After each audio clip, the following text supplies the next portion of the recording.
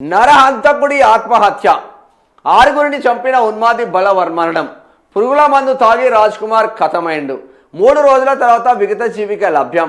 హత్యలకు ఒకరోజు ముందే ప్లాన్ చేసినట్టు ఫోన్లో సెల్ఫీ వీడియో. పథకం ప్రకారమే హత్యాకాండ అంటున్నారు సిపి. బిగ్ బ్రదర్ నిర్వాహకమే ఆరుగురిని బలిగొన్నదా? అవినీతి అధికారులకు ఆయనే అండా. షాబాద్ పోలీసులపై దర్యాప్తునకు అడ్డుపుల్ల.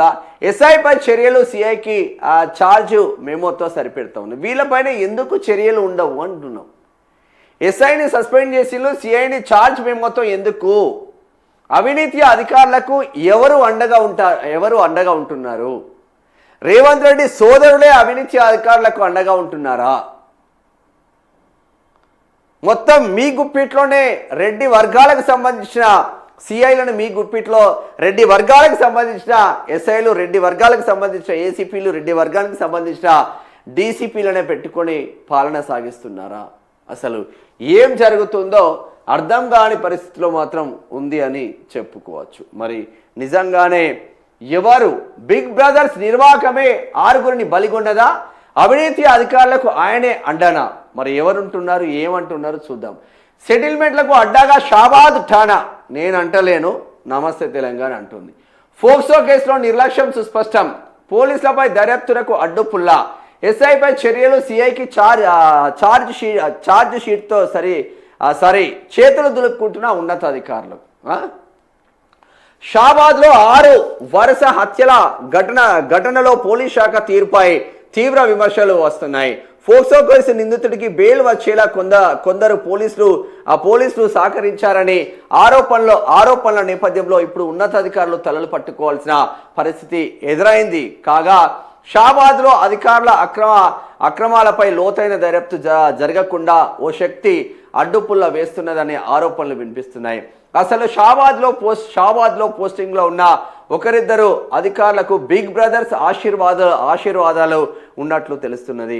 అందువల్లే వారిపై చర్యలు తీసుకోకుండా ఉన్నతాధికారులపై ఒత్తిడి వస్తున్నట్లు సమాచారం. వరుస హత్యల తర్వాత ప్రజలంతా రోడ్డెక్కడం, తీవ్ర విమర్శలు రావడంతో ఎస్ఐ రమేష్ను సస్పెండ్ చేసినట్లు తెలుస్తున్నది. కొంతకాలంగా సెటిల్మెంట్లకు అడ్డాగా షాబాద్ పోలీస్ స్టేషన్ మారినట్లు ఆరోపణలు ఉన్నాయి. ఈ విషయమై ఉన్నతాధికారులకు కూడా ఫిర్యాదు వెళ్ళినట్లు సమాచారం. అయితే ఉన్నతాధికారుల నిర్లక్ష్యం కారణంగా భారీ మూల్యం చెల్లించుకోవాల్సిన పరిస్థితి పోలీస్ శాఖకు ఎదురైంది. ఎందుకు సెటిల్మెంట్ అడ్డాగా పోలీస్ స్టేషన్లు మారుతూ ఉన్నాయి చూద్దాం ఒకసారి. సెటిల్మెంట్లకు అడ్డాగా ఠాణాలు. శాంతి భద్రతల పరిరక్షణకు గాలికి వదిలేసిన కొందరు పోలీసులు ల్యాండ్ సెటిల్మెంట్లకు ప్రాధాన్యత ఇస్తున్నారనే ఆరోపణలు వస్తున్నాయి. షాబాద్లో జరిగిన ఘోర ఘటనలో పోలీసుల నిర్లక్ష్యం స్పష్టంగా ఉన్నట్లు స్థానికులు ఆందోళన వ్యక్తం చేస్తున్నారు. బిగ్ బ్రదర్ సిఫార్సుతో వచ్చామనే ధీమా, వారికి కావాల్సిన పనులను చేసి పెడితే ఇక ఏమి చేసినా చెల్లుతుందని ఏ అధికారి కూడా తమను ప్రశ్నించారనే భరోసా వారిలో ఉండడంతోనే ఇలా జరిగిందని స్థానికులు చర్చించుకుంటున్నారు.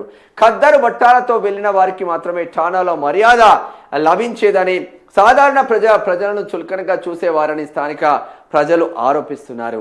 అధికార పార్టీ నాయకులతో చట్టాపట్టాలు వేసుకొని స్టేషన్ సిబ్బంది సెటిల్మెంట్లలో కీలక భూమిక పోషించేవారని మండిపడుతున్నారు. రాజ్ కుమార్ విషయంలోనూ ఇదే జరిగిందని చెబుతున్నారు. సమగ్ర విచారణ జరిగేనా?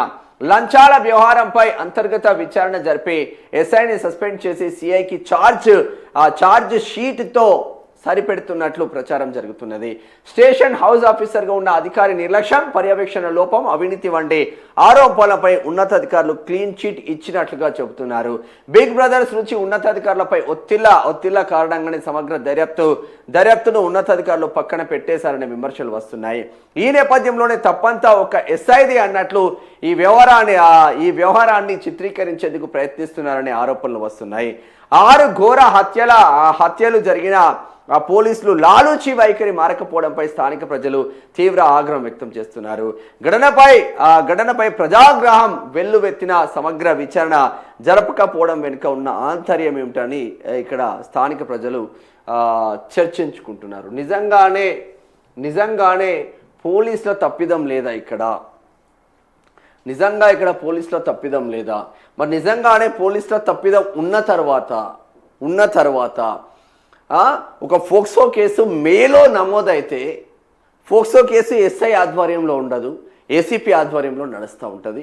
దాన్ని కోఆర్డినేషన్ చేస్తూ ఉంటారు సిఐ గారు. మరి సిఐకి తెలియకుండా సిఐ పైన ఆరోపణలు వస్తూ ఉన్నాయి కదా.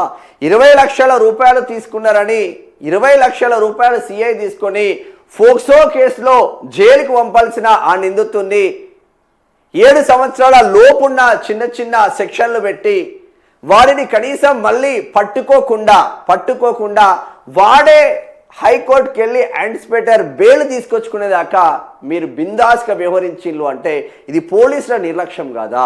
మీ నిర్లక్ష్యానికే కదా 6 బలైంది. ఈ పోలీసుల పైన ఎంక్వైరీలు జరగాల్సిన ఆవశ్యకత లేదా? 100% ఉండాలి కదా.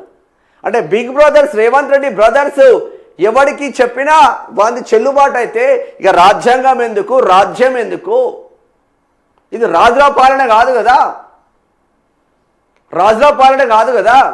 రేవంత్ రెడ్డి తమ్ముడు ఏది చెప్పినా, రేవంత్ రెడ్డి అన్న ఏది చెప్పినా మొత్తం నడవాలంటే నడవదు కదా.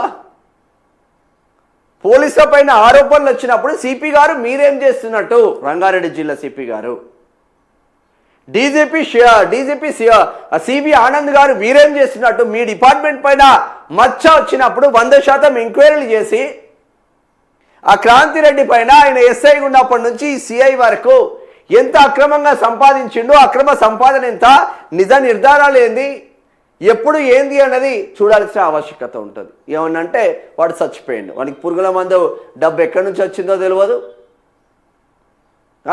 సెల్ఫీ వీడియో ఎక్కడి నుంచి వచ్చిందో తెలియదు, ప్రజా వాయిస్లో చెప్తా ముచ్చట. ఇది కథ.